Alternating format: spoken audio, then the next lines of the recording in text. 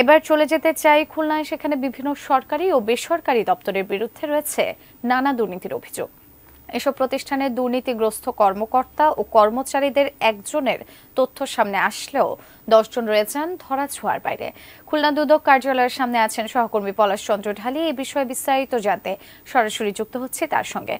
পলাশ, আমাকে নিশ্চয়ই শুনতে পাচ্ছেন। এই যে একজনকে ধরার পরেও আসলে বাকি 10 জন যে ধরাছোঁয়ার বাইরে রয়ে গেছেন, এ বিষয়ে আমাদের জানাবেন এবং সেই সাথে এসব দুর্নীতির কারণে সাধারণ মানুষ কতটা ক্ষতিগ্রস্ত হচ্ছেন সে বিষয়ে জানতে চাই। সুজানা, ধন্যবাদ আপনাকে। মূলত এই যে দুর্নীতির কারণে কিন্তু একেবারে আপনি শেষে যেমনটি জানতে চাচ্ছিলেন যে দেশের মানুষ, সাধারণ নাগরিক, তারা কিন্তু সব থেকে বেশি ক্ষতিগ্রস্ত হয় বর্তমান সময়ে।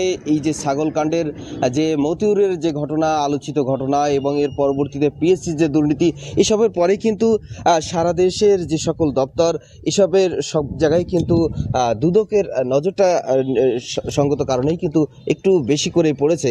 গতকালকে আপনি জানেন যে প্রধানমন্ত্রীর যে বক্তব্য, প্রধানমন্ত্রীর যে কড়া হুঁশিয়ারি, তারপরেও কিন্তু এই যে প্রত্যেকটি দপ্তরে যে দুর্নীতি, বিশেষ করে আমি যদি খুলনার চিত্র একটু বলি, খুলনার সড়ক ও জনপদ, এলজিডি, সিভিল সার্জন অফিস, জনস্বাস্থ্য প্রকৌশল, এসব জায়গায় কিন্তু প্রচুর দুর্নীতি হয়ে থাকে, যেগুলো খুলনা দুদকের থেকে মাঝে মাঝে হয়তো সেগুলো একটু নজরে আনা হয়, কিন্তু সেটু কিন্তু একেবারেই অপ্রতুল খুলনাবাসী যেটি মনে করছে।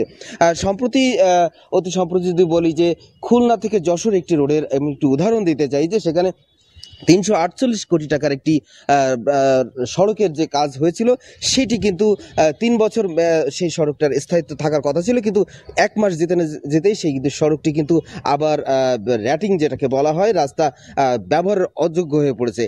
পুনরায় সেখানে কিন্তু ওই রাস্তাটি সংস্কারের জন্য 160 কোটি টাকা আবার প্রস্তাব করা হয়েছে। অর্থাৎ এই যে একের পর এক সরকারি টাকার যে অপব্যবহার, সেটি কিন্তু মূলত এর কারণেই, কিন্তু এই দুর্নীতির কারণে দেশের মানুষ, দেশের নাগরিকরা কিন্তু সব থেকে বেশি ক্ষতিগ্রস্ত হচ্ছে। খুলনার যে সকল দুর্নীতি অফিস রয়েছে, সেখানে দুদক হয়তো প্রধানমন্ত্রীর এই বক্তব্যের পরে আস্তে আস্তে হয়তো হানা দেওয়া শুরু করবেন। এই ছিল আমার কাছে দুদক কার্যালয় থেকে, খুলনা যে দুদক কার্যালয় তার সামনে থেকে এখন পর্যন্ত সর্বশেষ তথ্য।